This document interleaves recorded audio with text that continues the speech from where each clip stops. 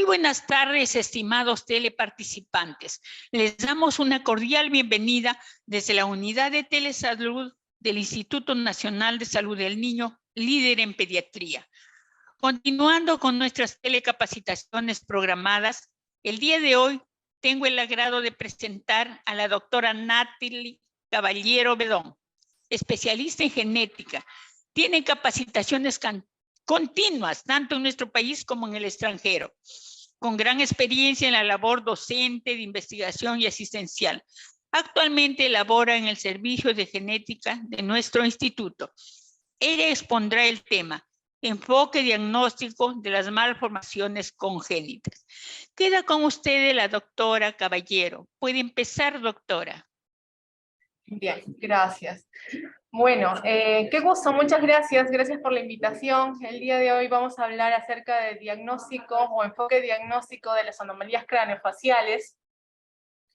Un tema muy importante, ya que es muy frecuente poder encontrar pacientes pediátricos a lo largo de nuestro día a día como trabajadores de salud, ¿no? Gracias. Bien, entonces, ¿qué son las anomalías craneofaciales? Las anomalías craneofaciales son la alteración congénita de las estructuras anatómicas de la cara, ¿no? Puede ser de la frente, de la nariz, de la boca, del cráneo. Cuando vemos un paciente que llega a nuestra consulta, o cuando esperamos un paciente que llega a nuestra consulta, un paciente pediátrico, usualmente esperamos un paciente con características morfológicas habituales, ¿no? Pero ¿qué sucede cuando vemos a un niño con un problema oftalmológico, como una microftalmia, con un problema de pabellón auricular, como una microtia, cuando vemos a un paciente con una fisura labiopalatina, o una arritmia, o un problema craneal, ¿no? Entonces, pensamos en una anomalía congénita, pero específicamente craneofaciales, ¿no? Las anomalías craneofaciales, que son varias, forman una de las anomalías más comunes dentro de la edad pediátrica, ¿no? Y tenemos a la más común, que es el labio leporino y el paladar hendido, al paladar hendido solo y a la craneosinostosis. Bien. Vamos a conversar acerca de anomalías craneofaciales y esto va a ser el orden que vamos a seguir. Vamos a hablar acerca de lo básico que debemos de conocer acerca de la embriología, algo muy sucinto, cómo debemos de hacer la evaluación para poder dar unas características precisas, adecuadas. ¿Para qué? Para poder clasificarlos o para poder diagnosticar el síndrome específico o por lo menos para saber si es que esta condición es prioritaria para que yo la pueda referir, ¿no? Y posteriormente vamos a hablar de las conclusiones. Bien, el desarrollo craneofacial dentro del desarrollo embriológico, ¿no? Vamos a dividirlos en dos, en el neurocráneo, que va a dar lugar a la calota craneana, que va a albergar el cerebro, y el viscerocráneo, que va a dar las estructuras de la cara, ¿no? Estas estructuras, el neurocráneo y el viscerocráneo, se van a dar básicamente, o van a provenir básicamente por tejidos, por células de la cresta neural y el mesodermo paraxial. Se va a iniciar el desarrollo de las características morfológicas de la cara a partir de la 5ª semana. ¿Cómo? Con el inicio de las prominencias. La primera prominencia que se genera es la prominencia frontonasal. Acá la tenemos. A ver, un momento, por favor. Voy a poner la prominencia. Ya. Prominencia frontonasal, que la tenemos acá, ¿no? Desde la 4ª semana, en la 5ª semana ya tenemos una prominencia frontonasal bien definida. Tenemos a las placoas nasales en la 4ª semana, y en la 5ª semana ya podemos observar que hay una prominencia nasolateral y nasomedial, ¿no? Nasolateral y nasomedial. También ya vamos a observar a este orificio oral, ¿no? También a partir de la 4ª, 5ª semana vemos el proceso maxilar y los arcos mandibulares. Es importante también recalcar que a partir de esta semana el embrión se vuelve susceptible tanto a la deficiencia como a la sobreexpresión o el aumento de ácido retinoico, y la expresión o la disminución de la expresión del Sonic Hedgehog, y vamos a ver más adelante por qué es importante esto. Entonces acá ya estamos hablando de que se vuelve susceptible tanto a teratógenos como a sobreexpresión o disminución de la expresión de un gen muy importante en el desarrollo de la cara. La embriología facial en la 6ª semana ya puede mostrar diferentes estructuras que se asemejan más, pero algo que acá me gustaría que ustedes noten es la disposición de los ojos. Y más adelante les voy a mostrar un dibujo de cómo los ojos inicialmente se encuentran separados por 180 grados y posteriormente van a tener un ángulo definitivo en la edad adulta y en la edad pediátrica. Aquí tenemos el proceso nasomedial, como les había comentado, nasolateral, el surco lacrimal, ¿no? El proceso maxilar, ¿no? Y la mandíbula, a partir del arco mandibular. Luego ya en la 7ª semana y hacia la 8ª semana podemos observar que la carita de ese embrión va tomando la forma, ¿no? de cómo se puede observar cuando sea adulto. Los ojos ya van adquiriendo una disposición habitual a como vemos usualmente a las personas en la edad adulta, o sea, tienen una angulación específica aproximadamente de 68 grados, y los procesos van tomando su forma y se forman las narinas de la nariz, y también poco a poco se va a formar la nariz y los tubérculos que van a producir la orejita, ¿no? Estos tubérculos auriculares se van a dar a lo largo del surco que genera el primer arco y el segundo arco branquial. Posteriormente se van a convertir en el pabellón auricular.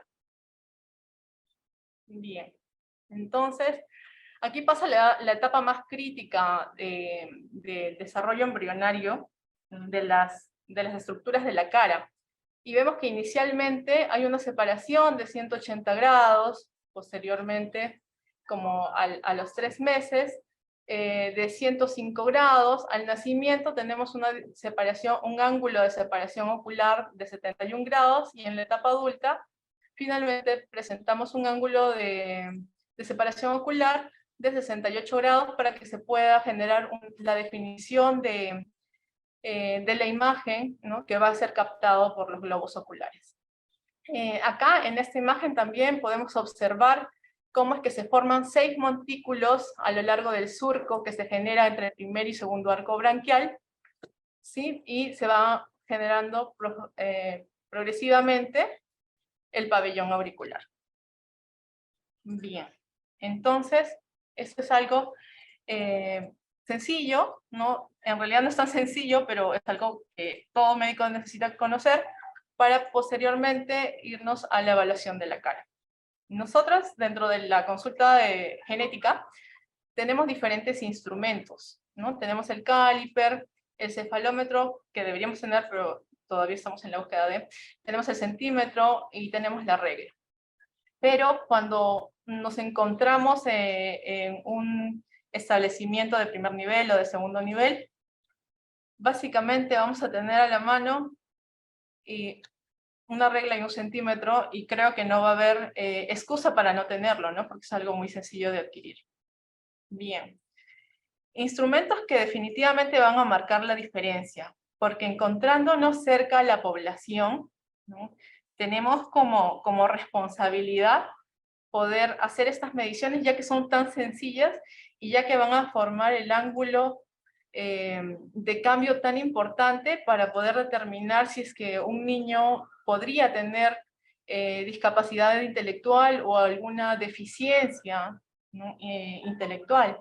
Entonces, el perímetro cefálico se realiza con el centímetro y se va a hacer una circunferencia incidiendo desde la parte posterior más externa de la región occipital hasta la parte anterior, más anterior de la región frontal, ¿no?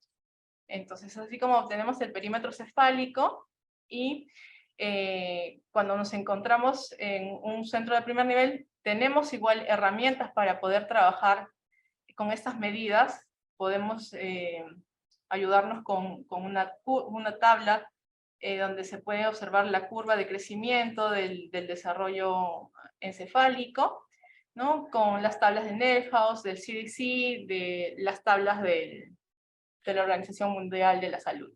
Pero también tenemos libros que nosotros utilizamos, por ejemplo, en la consulta genética, que es el Handbook of Physical Measurements, y es un libro muy completo que no solamente nos ayuda con el perímetro cefálico, sino también con otras mediciones del cuerpo, pero además también tenemos otras herramientas informáticas, ya que son los aplicativos, que también están a la mano. Creo que cualquier centro que pueda tener internet, con luz e internet, lo puede tener, ¿no?, a disposición, como este aplicativo que es el GrowChart y el PET-Z, ¿no?, donde se pueden observar los percentiles de acuerdo a la edad.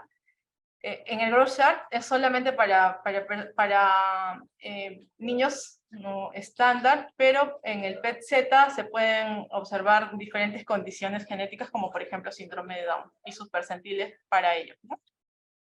Bien.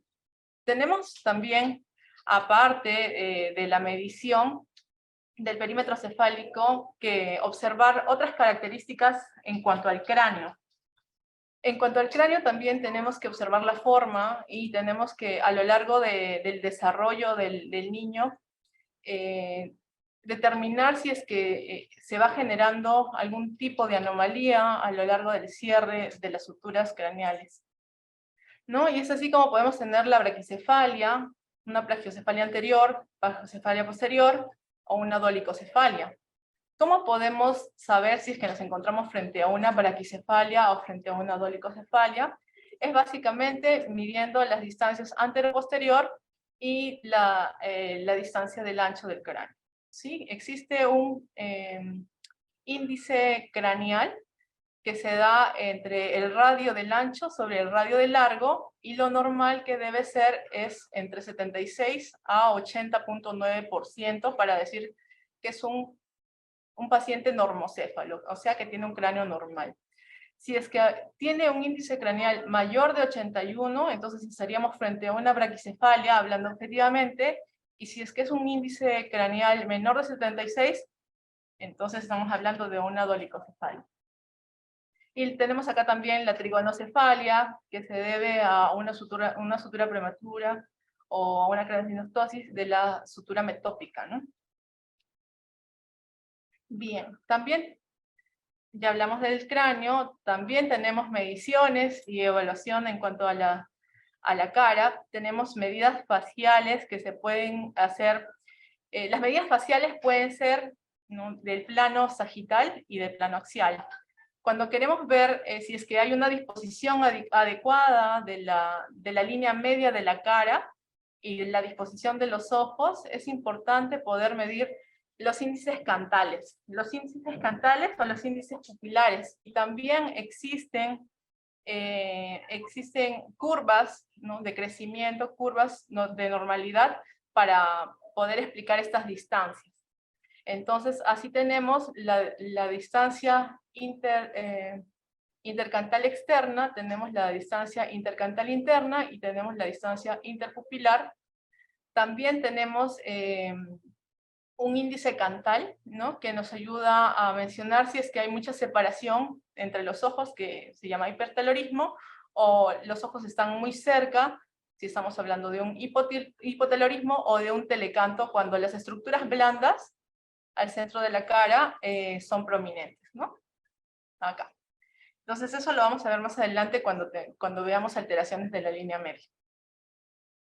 También tenemos mediciones axiales de la cara que se pueden hacer con una regla sencillamente, o con estos calipers, ¿no? Y podemos medir el tercio superior, el tercio medio y el tercio inferior.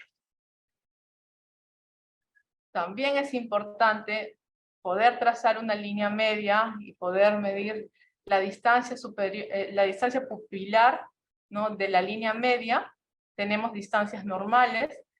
La distancia pupilar nos va a ayudar a saber si es que los ojos tienen una buena separación, o si estamos hablando de un telecanto, ¿no?, o de un hipertelorismo puro, por ejemplo, ¿no? Como aquí vemos que la distancia interpupilar es mucho mayor, y que en el hipertelorismo y que en el telecanto primario la distancia interpupilar, ¿no? O la distancia pupilar hacia la línea media es igual a la normal, solamente que hay un repliegue al centro. O sea, como ya les había comentado, hay un incremento de tejido blando al centro, ¿no? En la línea media. Bien. También es importante conocer la medición del pabellón auricular, que es una cosa muy sencilla. Todo esto se puede hacer con una regla.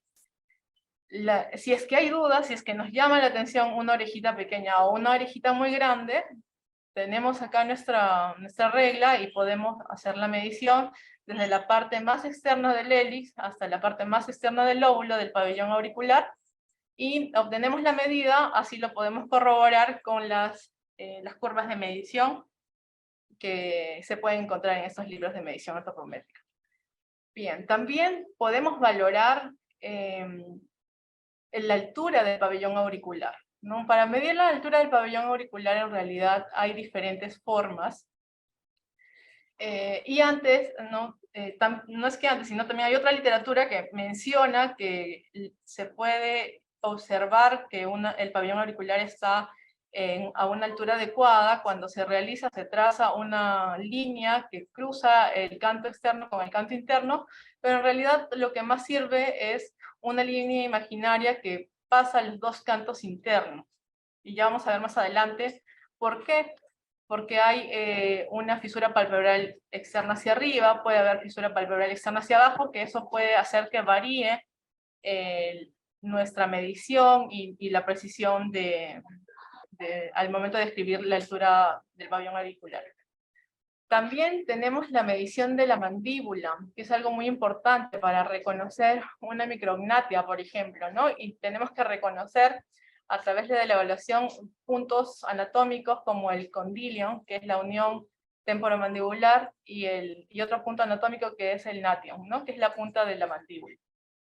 Entonces acá también se va a generar una línea que se puede medir, y también existen curvas de medición normal, ¿no? De acuerdo a la edad del paciente.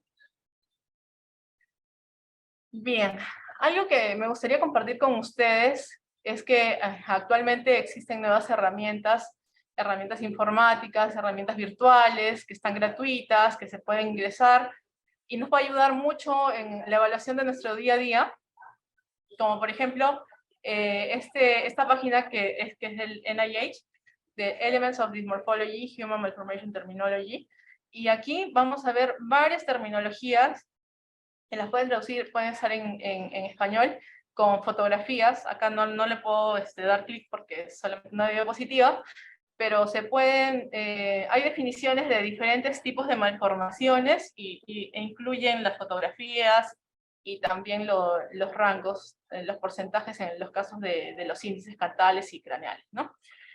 Bien, una vez que hemos evaluado adecuadamente la cara y el cráneo de nuestro paciente, que muchas veces lo valoramos rápidamente apenas ingresa el paciente, vamos a clasificar dónde nos encontramos con respecto a sus malformaciones, a las anomalías craneofaciales que están presentando. Y en realidad se han generado varios tipos de clasificaciones, ¿no? Una de ellas, y de las más antiguas, es una clasificación que es como esa, la holoprosencefalia y defectos de la línea media. Anomalías craneales las clasifica con anomalías faciales y anomalías craneofaciales, ¿no? Dentro de las anomalías craneofaciales se encuentran las craniosinostosis y los síndromes de hendiduras. Pero, como digo, se generaron varios tipos de clasificación, pero hubo una reunión en 1981 donde se reunieron el Comité de Nomenclatura y Clasificación de las Anomalías Craneofaciales, que son derivadas de la Asociación Americana de Fisura Labiopalatina, y la clasificaron en 5 categorías. La primera, fisuras faciales, ¿no? Encefaloceles y disostosis, que vamos a ver más adelante.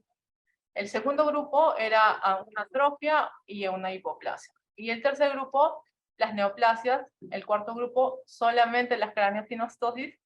Y del quinto grupo son aquellas malformaciones que son inclasificables. Y es que en realidad, a pesar de que se puede dar esta clasificación, que es algo ordenada, algunas veces, en algunas ocasiones, los pacientes presentan malformaciones que realmente son inclasificables, ¿no? También existe una clasificación con respecto a la malformación craneofacial según la causa. Puede ser una causa netamente genética, ¿no? Y dentro de la parte genética puede deberse a un gen, ¿no? Puede deberse a una microduplicación, microdeleción, alguna alteración cromosómica o de alguna otra forma, ¿no? Puede ser de naturaleza multifactorial o compleja. ¿Qué quiere decir? Que hay una predisposición genética y que frente a un medio ambiente favorable para desarrollar esta malformación, simplemente tiene más facilidad este paciente de poder desarrollar la anomalía craneoencefálica. Y también existe el factor ambiental, ¿no? Y aquí incluimos a las enfermedades crónicas y también como la diabetes gestacional, por ejemplo, y también a los teratógenos, ¿no? Que más adelante vamos a ver. Bien, entonces, para hablar de las anomalías craneofaciales, como yo les he presentado una clasificación, en realidad esa clasificación es buena, pero yo considero que mejor señalamos estructura por estructura y la involucramos en algún síndrome si es que se encuentra dentro de algún síndrome.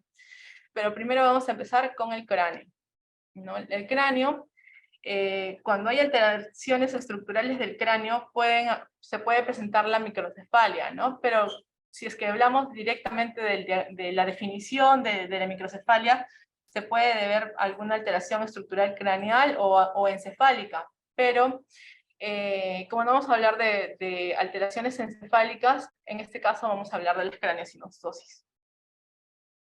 Tenemos diferentes tipos de craneosinostosis. Las craneosinostosis pueden ser solas, como un simple hallazgo, ¿no? Como una alteración solamente craneal, o también pueden estar involucradas en un síndrome genético.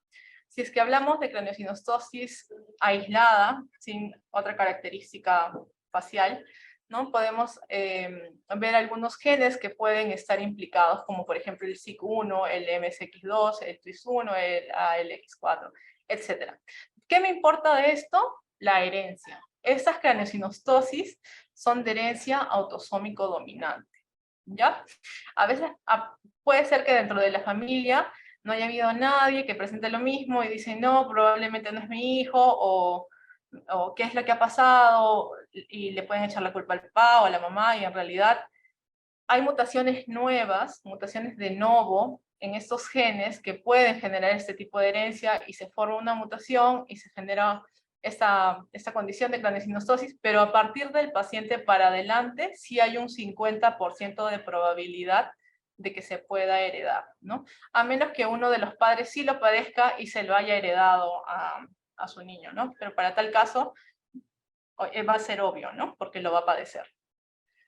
Bien, dentro de las craneosinostosis que están involucradas en un síndrome, tenemos el síndrome de Muenke, y lo pongo primero porque representa el 25% de las craneosinostosis con una causa genética conocida, ¿no? Y básicamente, para pensar en un síndrome de Muenke, es una craneosinostosis con el cierre prematuro de la sutura coronal, y vamos a tener un niño con una braquicefalia, y acá vemos un niño ya con una cirugía previa, ¿no? Una neurocirugía. Las características del síndrome de Muenke van a variar, ¿no? Se puede presentar una braquicefalia, una plagiocefalia, puede haber estrabismo. Algunas veces no hay manifestaciones faciales, pero algunas pocas veces sí. Pueden presentar el paladar alto, el paladar arqueado, fisura labiopalatina, y además, consecuentemente, pueden presentar epilepsia y discapacidad intelectual, que es algo sumamente preocupante, ¿no? Sobre todo si es que no es bien tratado. Otro síndrome, otro tipo de craneosinostosis sindrómica, ¿no? Es el síndrome de Cruzón, que en realidad esta es una anomalía no solamente craneal, sino también facial. Es una anomalía craneofacial de las más comunes y de las más completas en la cara. ¿Por qué? Porque presentan alteraciones oftalmológicas, nasales, auriculares, craneales, de fisuras labiopalatinas. El síndrome de Cruzón también es dominante, se da por una mutación en el gen FGFR2, ¿sí? Y esta se localiza en el cromosoma 10, en el brazo largo, en la región 2, banda 6 o banda 13, ¿no? Tiene una incidencia de 1 en 60 a 100.000 recién nacidos vivos y representa 4.5 a 4.8 de las craneosinostosis. La mayoría en esos casos son familiares y se va a poder ver que el niño que llega con una craneosinostosis probablemente venga con un padre o con la madre que tiene las mismas características craneofaciales, ¿no? 33% son de novo y se le tiene que explicar a los padres, en caso se piense de un síndrome de Cruzón, de que esto se puede volver a repetir con un 50% de probabilidad en un siguiente embarazo. En el síndrome de Cruzón se pueden observar se puede observar tosis palpebral, órbitas que son poco profundas, hipertelorismo puede haber, ¿no? Puede haber proptosis, estrabismo, coloboma del iris, ¿no? Que es la escotadura del iris, puede haber una macrocórnea, microcórnea, trastornos de la refracción. Acá vamos a necesitar la evaluación y el tratamiento del oftalmólogo. Puede haber atrofia óptica y puede además generar glaucoma. En el cráneo, como ya le había mencionado, puede haber todo ese problema de craneosinostosis, pero además pueden presentar sordera conductiva, hipertelorismo, pueden presentar cardiopatías, y lo que más nos preocupa dentro de la salud pública, la discapacidad intelectual y la epilepsia, ¿no? También tenemos el síndrome de Carpenter, que también es otra craneosinostosis sindrómica y nuevamente es dominante. Sí, está dada por el gen FGFR2 y se encuentra en esta localización cromosómica. Acá, no, eso es una confusión. Este es el síndrome de Carpenter y da básicamente una polidactilia, polisindactilia preaxial en los pies, talla corta, sobrepeso, obesidad, hipoplasia malar y pliegues cervicales. Bien, se da uno de cada 70.000 recién nacidos vivos y el 98% se debe a una mutación de novo. Entonces, ¿cuál es la diferencia entre el síndrome de de Apert y el síndrome de Cruzón? El síndrome de Cruzón no presenta malformaciones esqueléticas distales de los miembros, ¿no? Es básicamente craneofacial, y muchas veces estas alteraciones craneofaciales son tenues, son tan tenues que estas personas viven con normalidad, se reproducen, tienen su familia, por eso que el 63-67% de las pacientes que tienen síndrome de Cruzón son heredados, ¿no? Pero en este caso, en el síndrome de Apert, sí son personas que tienen mucha discapacidad, que se les imposibilita tener una familia, ¿no? Y así que la mayoría van a venir, van a ser producto de mutaciones de novo en estos pacientes. Las manifestaciones clínicas de Apert, lo que más nos preocupa, aparte de las malformaciones y de los problemas sensoriales, van a ser la discapacidad intelectual, ¿no? Van a haber malformaciones cerebrales y algunas características peculiares en ellas, que es la hipoplasia mediofacial, la nariz como de loro, le describen como parrot nose, estrabismos, van a tener fisuras palpebranes externas hacia abajo. No, va a ser una fascia muy peculiar. También pueden presentar fisura labiopalatina. Otra condición de craneosinostosis sindrómica es el síndrome de Pfeiffer, que se da por dos genes, el gen FGFR1 y el gen FGFR2, y se va a presentar asociado a esto a una sindactilia del falange del pulgar y del primer ortejo, ¿no? Pueden haber atresia de coanas, exoftalmos y digenesia de la cámara anterior. Otra condición sindrómica de la craneosinostosis es el C3-Chotzen, donde se va a presentar con hipertelorismo y estrabismo. Y acá tenemos varios síndromes que van a tener craneosinostosis y van a tener características anatómicas específicas, ¿no? ¿Cómo nos pueden ayudar a reconocer, o cómo podemos reconocer una craneosinostosis, cuándo van a derivar ustedes una craneosinostosis, evaluando las fontanelas, ¿no? Evaluando las fontanelas, evaluando la forma del cráneo y evaluando el perímetro cefálico. Y sobre todo el desarrollo, si es que es normal o si es que está alterado el desarrollo del paciente pediátrico, ¿no? Bien. En alteraciones del cráneo habíamos hablado primero de la microcefalia y ahora vamos a hablar acerca de la macrocefalia. Cuando tenemos un perímetro cefálico que va más allá de 2 desviaciones estándar, estamos hablando de una macrocefalia. Entonces, la macrocefalia puede ser aislada, puede ser familiar, no puede ser una macrocefalia sin discapacidad intelectual. El papá o la mamá puede presentar esa macrocefalia y no tener antecedentes de problemas intelectuales, pero esta macrocefalia también puede estar asociada a alguna condición genética o un síndrome genético, ¿no?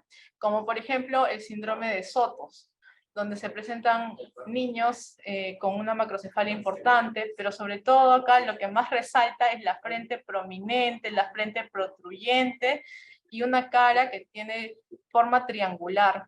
El mentón va a ser angosto en comparación a la prominencia de la frente. Las fisuras palpebrales externas van a ser hacia abajo, pueden tener muchas veces una boca entreabierta, pero principalmente ellos presentan al inicio de la vida, cuando recién nacen, una macrosomía. Pueden tener más alta la talla, al igual que el perímetro cefálico, pero cuando van desarrollándose, la talla va equiparándose a su talla familiar, ¿no? Pero el perímetro cefálico sí siempre va a ser grande.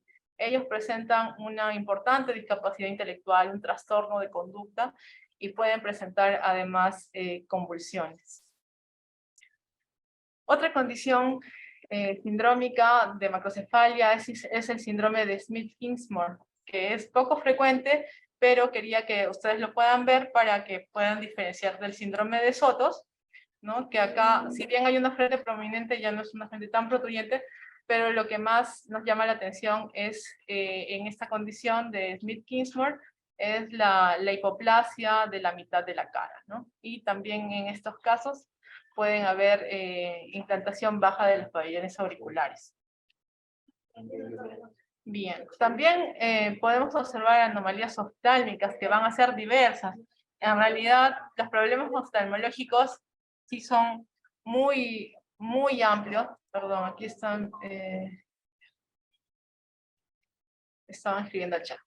Bien, las anomalías oftalmológicas son muy amplias, pero solamente voy a citar algunas para que ustedes las puedan conocer y que también se encuentran dentro de esta página que les había mencionado, que es la página de dismorfología del NIH. ¿Ya? Tenemos, por ejemplo, una característica de abléfaron donde no se ha desarrollado el párpado, pero sí se encuentra ojito, así que este paciente puede ser operado, no hay párpado. Anquilobléfaron, donde no se terminó de aperturar el párpado por completo, o hay una anquilosis en algún punto a lo largo de la fisura palpebral. La blefarocalasia, ¿no? Donde hay un párpado redundante. La blefarofimosis, ¿no? Donde la distancia de la fisura palpebral, el largo de la fisura palpebral va a ser corta, debido a que tenemos acá, por ejemplo, pliegues, ¿no? Pliegues de tejido blando, que se les puede llamar epicantia. Tenemos fisuras palpebrales externas hacia abajo, como ya les había comentado. Tenemos fisuras palpebrales externas hacia arriba, ¿no? Por ejemplo, en estos casos no podríamos tomar en consideración la línea que se forma a lo largo de las fisuras palpebrales de los cantos externos con el canto interno, ¿no? Porque en este caso es hacia abajo y en este caso es hacia arriba. Así que va a sesgar la ubicación del pabellón auricular. Tenemos también otras alteraciones congénitas de los ojos, como la anostalmia, ¿no? Donde no hay desarrollo de los ojitos, exoftalmos, una ciclopia, la ciclopía, el enostalmos, los ojos profundos, la hematocefalia, donde podemos observar una probóscide, no hay un desarrollo adecuado de los ojos, ni tampoco de la nariz, ni en sí de toda la línea media, ¿no? De la cara. También tenemos al coloboma, que el coloboma puede ser del iris nada más, pero también puede haber coloboma a lo largo de toda la coroides e inclusive puede comprometer el nervio óptico, ¿no? Otras anomalías oftalmológicas pueden ser como el dermoide epibulbar, que se encuentra relacionado al síndrome de Goldenhar, ¿no? Triptoftalmo, donde no hay desarrollo de los párpados, pero tampoco de los ojos. Y el epicanto, ¿no? Como podemos verlos en varios síndromes, pero el más común es el síndrome de Down. Tenemos un epicanto que que es un pliegue que viene desde la parte superior de los ojitos, ¿no? Y podemos verlo de esta manera. Tenemos también anomalías auriculares, como la microtia, por ejemplo, ¿no? La microtia sí es otra de las causas más importantes de anomalías craneofaciales por las cuales un paciente llega al consultorio de genética, ¿no? Porque tiene una orejita pequeña. Pero en sí, cuando hablamos del tema de la microtia, nos vamos a referir a la hipoplasia o a la ausencia completa, que se llama notia, del pabellón auricular, ¿no? Esta afecta a nivel mundial entre 7 a 2 de cada 10.000 nacidos vivos, y habitualmente se presenta en un solo lado, que va entre 79 a 93%. El porcentaje, cuando se presenta de forma unilateral, el 60% es del lado derecho. O sea, más frecuentemente es del lado derecho y más frecuentemente se presenta en varones. Representa una de las principales causas de atención en la consulta externa del servicio genética. Tenemos diferentes tipos de microtia, ¿no? La microtia 1, la microtia 2, la 3 y la 4. La microtia 1 va a ser un pabellón auricular pequeño que básicamente nos va a llamar la atención porque la distancia de lo que ya les había dicho, de la línea recta que se realiza, que se genera entre la punta del hélice y la punta del óvulo, va a ser menor a 2 desviaciones estándar, de acuerdo a estas curvas de crecimiento del pabellón auricular. Pero va a presentar todas sus estructuras. En la microtia 2 todavía se pueden reconocer ciertas estructuras del pabellón auricular, pero esta ya va a ser más pequeña, y además no todas las estructuras van a estar completamente definidas, ¿no? Pero sí se puede reconocer, por ejemplo, acá el óvulo y el trago, ¿no? En la microtia 3, sí, ya no se van a poder reconocer estructuras específicas del pabellón auricular, se pueden presentar como unos apéndices o como unas protuberancias, pero por lo menos se va a ver rezagos del pabellón auricular, y en la microtia 4 ya no se va a poder observar, ¿no? En lo absoluto el pabellón auricular, ya sería una anopia. Bien. La microtia puede estar relacionada, la causa puede estar relacionada a diferentes síndromes, ¿no? Puede acompañar a diferentes síndromes, pero también puede ser consecuencia de una disminución de irrigación durante el desarrollo embrionario o a consumo de teratógenos durante el desarrollo embrionario. Si lo vemos asociados a síndromes, pueden estar asociados a tales como el síndrome de Goldenhar, que es algo muy frecuente, donde se presenta una microtia unilateral, síndrome de Goldenhar o microsomía hemifacial o óculo aurículo vertebral, ¿no? Donde podemos observar la disminución del tamaño de la mitad de la cara. Voy a poner nuevamente mi pluma. Ya, el desarrollo, la disminución del desarrollo de un lado de la cara, ¿no? Como podemos ver acá, la microtia, y acá podemos ver unos apéndices, también podemos ver el dermoide epibulbar, asociado a anomalías cardiológicas y alteraciones vertebrales también. También puede estar relacionada la microtia al síndrome de Treacher-Collins. Como podemos observar acá, hay múltiples malformaciones craneofaciales, ¿no? Como una hipoplasia malar importantísima, la microtia que es bilateral, las fisuras, el párpado inferior está atrófico o a veces evertido, ¿no? Los ojitos difícilmente se cierran. Y básicamente puede haber fisura labiopalatina también, pero estos pacientes presentan una dismorfia muy importante, pero presentan una capacidad intelectual normal. El síndrome de Nager, que se parece también al síndrome de Treacher-Collins, donde se presenta acá una alteración auricular más importante, ¿no? Y acá hay una disminución del tamaño del pabellón auricular y también de la implantación, ¿no? La implantación es baja, la región supraorbitaria es hipoplásica y los párpados son dirigidos hacia abajo, ¿no? Presentan un puente nasal alto y una disminución del volumen de las narinas, ¿no? El filtro es tenue, es corto, y acá sí va a presentar discapacidad intelectual. También puede estar asociado al síndrome de Charles. Síndrome de Charles, que viene de las siglas, ¿no? CHARGE, C de coloboma, H de heart defect, A de atresia de coanas, R que va a presentar retraso en el desarrollo, G de anomalías genitales o urinarias, ¿no? Y E de ER de anomalías auriculares o sordera. Coloboma, que nuevamente les menciono, les presento, que es la escotadura, ¿no? De la mitad inferior de los ojos, ¿no? Que puede ir desde el iris, la coloides, hasta el nervio óptico.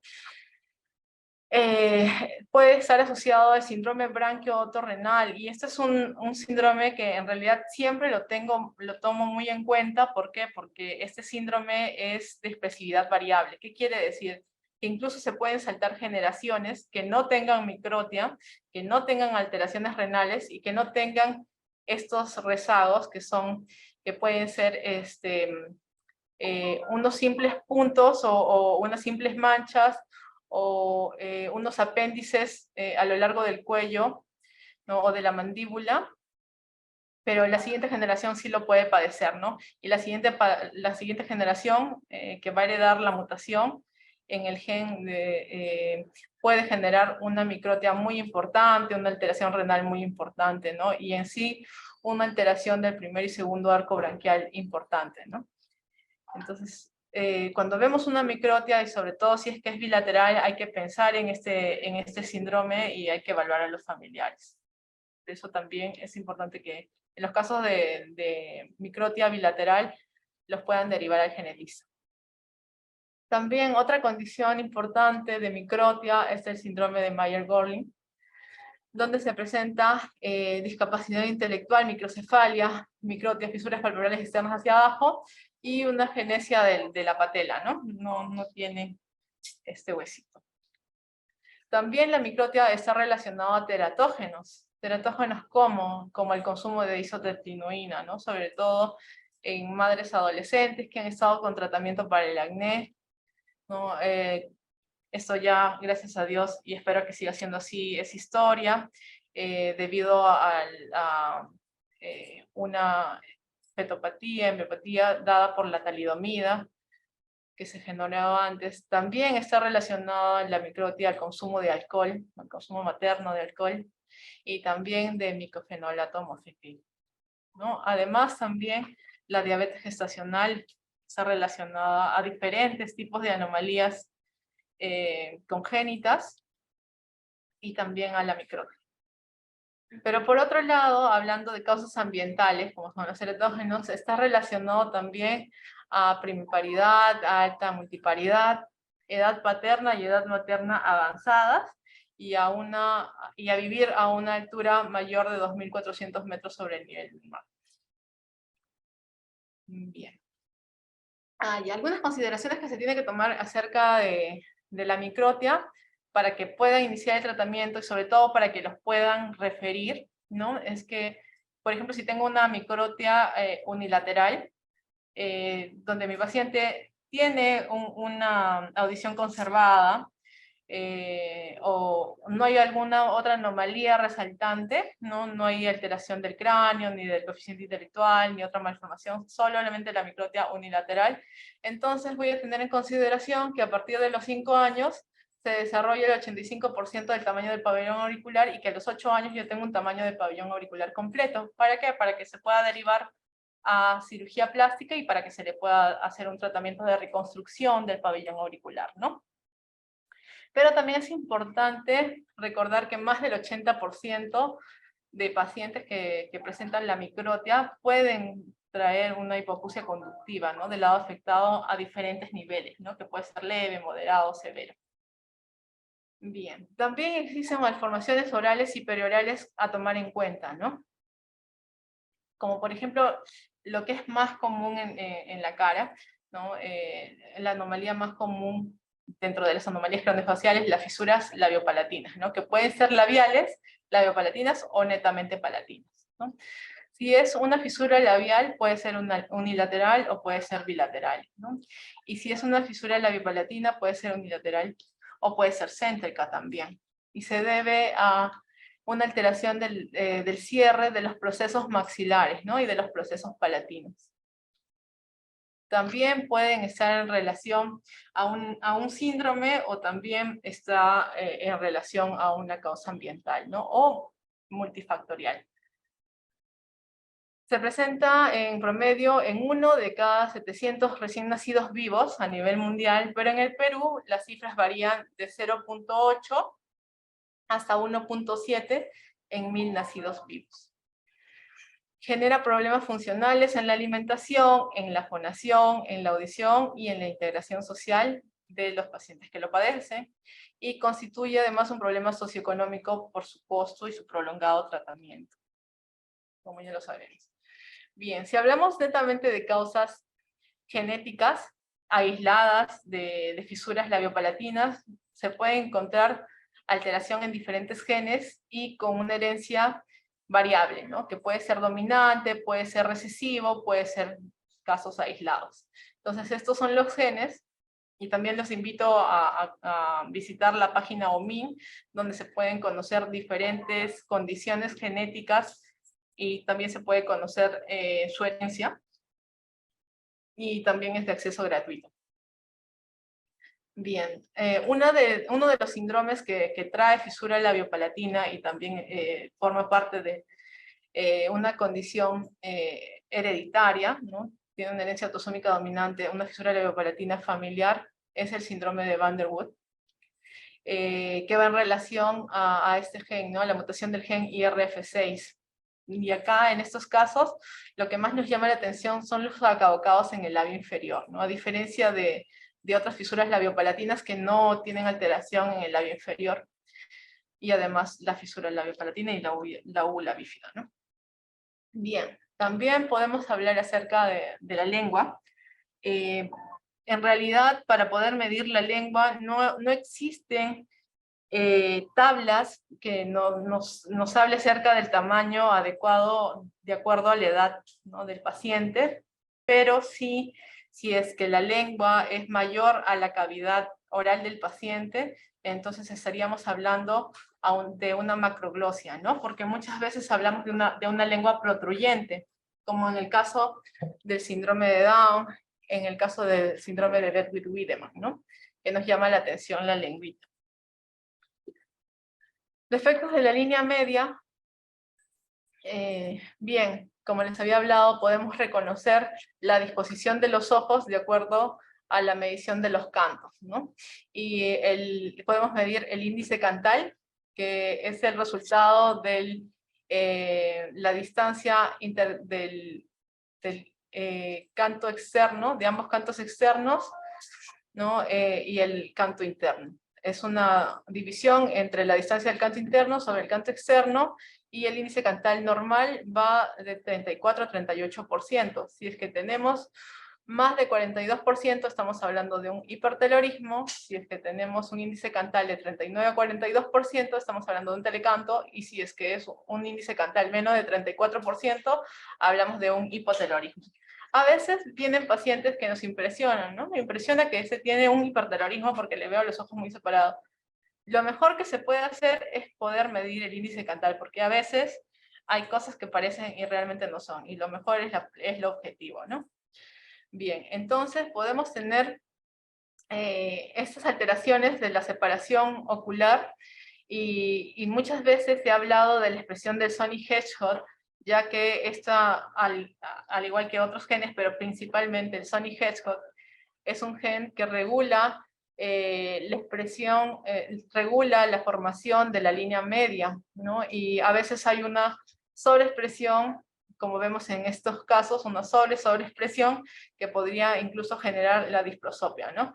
La disprosopia es la doble cara, ¿no? Un paciente, una persona con dos caras. Y la disminución de la expresión podría generar una ciclopía. Como acá vemos un solo ojo y podemos observar acá una probóscide y alteración completa de la línea media, ¿no? La sebocefalia, que también es una alteración de la línea media, donde se puede observar un hipotelorismo y también alteración de la nariz, de la fosa nasal, solamente hay una fosa nasal. Y el hipotelorismo, donde sí tenemos una nariz con dos fosas nasales, pero la distancia de los ojitos es disminuida. Tenemos el hipertelorismo, ¿no? Donde podemos observar que la distancia de los globos oculares es muy importante y ya sabemos cómo hacemos la medición. Muy bien. La holoprosencefalia, ¿no? Es una causa muy importante de microcefalia. Se va a presentar un ventrículo único, va a haber alteraciones encefálicas importantes, pero básicamente va a haber problemas de discapacidad intelectual, ¿no? Problemas mentales, convulsiones, pueden presentar alteraciones oftalmológicas, pueden presentar problemas auriculares también, como la microftalmia y la anoftalmia. Bien. Existe la holoprosencefalia a diferentes niveles. Esto es en realidad un espectro, ¿no? Como podemos ver acá, un niño con una sebocefalia, con una fisura palatina, labiopalatina central, ¿no? Un hipotelorismo muy importante, que es muy evidente, pero por ejemplo, si vemos a esta niña con la boquita cerrada no nos damos cuenta, pero al ver la sonrisa podemos observar que presenta un diente incisivo central, ¿no? En vez de dos dientes incisivos centrales, ¿no? Entonces, esto es es un llamado, ¿no? A hacernos pensar de que esta niña tiene riesgo de poder generar alteraciones encefálicas, porque hay alteraciones a lo largo de la línea media de la cara, ¿no? Entonces, el mensaje es que hay rasgos muy finos, ¿no? Que nos pueden hacer pensar en algo muy importante, ¿no? Como es una alteración encefálica cuando hay alteraciones a lo largo de la línea media de la cara. Bien, la holoprosencefalia también se debe a alteraciones de diferentes genes o a una lesión, como por ejemplo la lesión del cromosoma 1 en brazo largo, ¿no? Y puede tener diferentes tipos de herencia dominante y herencia recesiva. Puede estar ligado a X, puede estar ligado a X recesivo y dominante también. Pueden haber alteraciones en el maxilar y podemos tener una hipoplasia maxilar o que nos va a generar una hipoplasia de la mitad de la cara, ¿no? Que se le llama hipoplasia facial media, o una, acá está mal escrito, hiperplasia maxilar, ¿no? Donde tenemos una región maxilar superior prominente. Podemos tener alteraciones del maxilar superior o también alteraciones del maxilar inferior, como la micrognatia, como en estos casos, ¿no? La micrognatia y el prognatismo. Podemos tener alteraciones a nivel de la articulación temporomandibular, como es la disostosis mandíbulo-facial, como microcefalia y paladar hendido, o también llamado síndrome de Guillain-Almeida, donde podemos observar a esta niña, ¿no? Que presenta características faciales muy peculiares, pero lo que más nos llama la atención es que hay una disostosis mandibular, ¿no? Y unas características faciales muy peculiares, ¿no? Por ejemplo, la base nasal es muy ancha, las narinas son antevertidas, los ojos son protruyentes, la base nasal es ancha y alta, y los dientes no tienen una adecuada separación debido a esta anquilosis temporomandibular, ¿no? Se da de forma autosómica dominante, es una herencia autosómica dominante y se da por este gen FTU2. Hay otros síndromes craniofaciales, ¿no? Donde se presentan diferentes tipos de alteraciones craniofaciales, como el síndrome de Treacher-Collins, que es un síndrome muy conocido debido a que se han hecho películas al respecto, y puede ser recesivo y también puede ser dominante. Entonces es importante poder hacerle el estudio molecular a estos niños, y se presenta sobre todo de nuevo. ¿Por qué? Porque si se presenta en una pareja joven, ¿no? Un niño con un Treacher-Collins, podríamos decir que es una mutación nueva, pero también podríamos decir que es debido a que los papás son portadores, ¿no? Portadores, y cada uno le ha heredado el alelo que está alterado, y entonces se ha presentado de una forma, de una herencia recesiva. Entonces es importante en estos casos hacerle el estudio genético. Bien, los pacientes con Treacher-Collins, ya como ya habíamos conversado con ellos, tienen múltiples alteraciones craniofaciales, ¿no? También tenemos otra de los síndromes más conocidos, el síndrome de Goldenhar, o óculo aurículo vertebral, que también es de herencia autosómica dominante, y ya se sabe, el año pasado, en febrero, se publicó, se actualizó en esta página OMIN que les estaba comentando, que ahora sí está relacionado a un gen, porque antes se hablaba que era de herencia dominante, pero todavía no se sabía, no estaba relacionado a un gen específico, pero ahora ya se sabe. La incidencia es 1 de cada 2.000 recién nacidos vivos, y 60% llegan sin historia familiar de esa condición, ¿no? Previa. Bien, entonces, ¿qué pasa cuando nosotros tenemos un niño con una malformación craneofacial? Es importante saber que si es que viene con un síndrome craneofacial con múltiples malformaciones en la cara y en el cráneo, va a necesitar una evaluación y un manejo multidisciplinario, ¿no? Y ahí van a trabajar el pediatra de la cabeza, oftalmología, cirugía de cabeza y cuello, otorrinolaringología, odontología, salud mental, medicina física y rehabilitación, y genética. ¿Tienes plata para pagar el teléfono, el agua? ¿No has visto? Entonces, también es importante saber que así como estos síndromes pueden generar diferentes alteraciones. No, ¿pero tienes? Pues yo no Por podía pagar favor, afuera. bloquear su audio. Ah, ya, todavía no sabes. Doctor Juan González, por favor, ¿puede bloquear su audio? Ah, ya. Ya. Bien, entonces, si bien pueden tener diferentes alteraciones, ¿no? Tanto...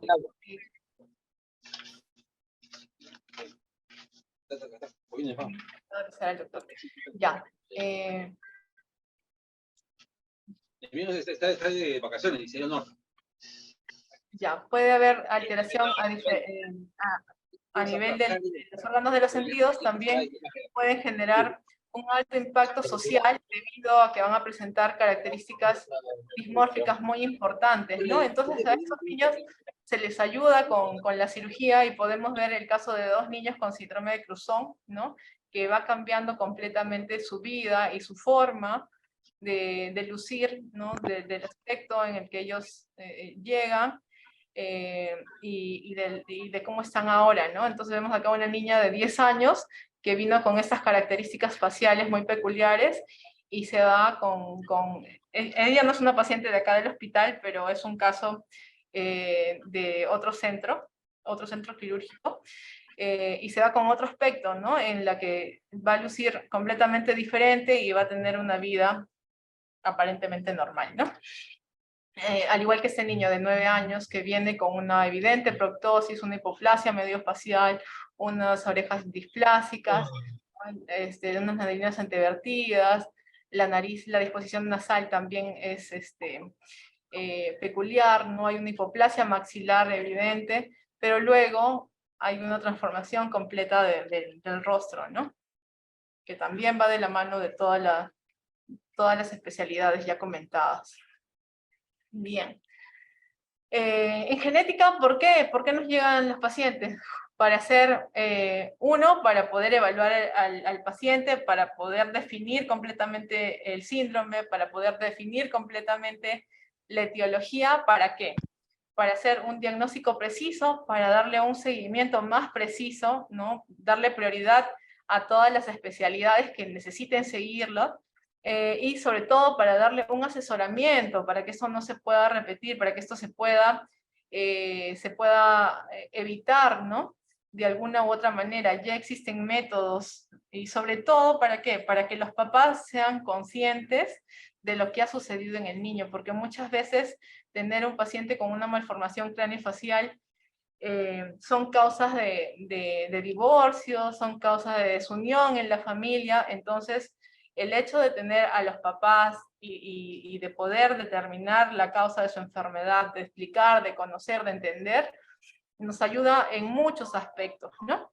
Entonces acá el médico genetista le va a realizar un examen genético si es que lo amerita, porque también hemos visto que puede ser de causa multifactorial. Y cuando se llega a la causa genética ya se puede, si es que es de causa genética, se puede determinar y se puede explicar a lo largo del árbol genealógico, ¿no? Como lo que observamos acá, y se pueden tomar medidas precisas para que o se puedan evitar o en todo caso manejar de mejor forma, ¿no?